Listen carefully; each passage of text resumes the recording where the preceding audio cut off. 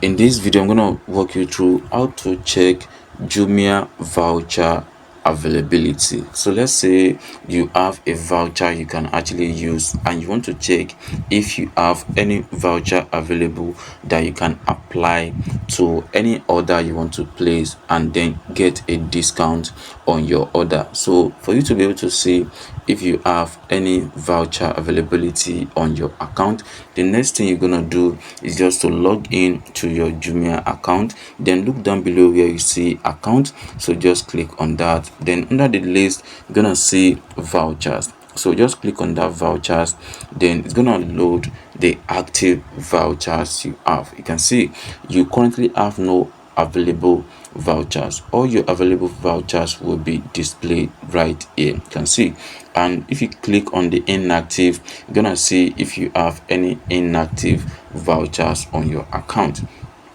And for you to get vouchers on your account, you have to keep shopping more and more on Jumia website so that you'll be able to get free vouchers that you can apply to your next order on the platform. So this way it's going to help you to generate more vouchers as you shop on Jumia on the long run.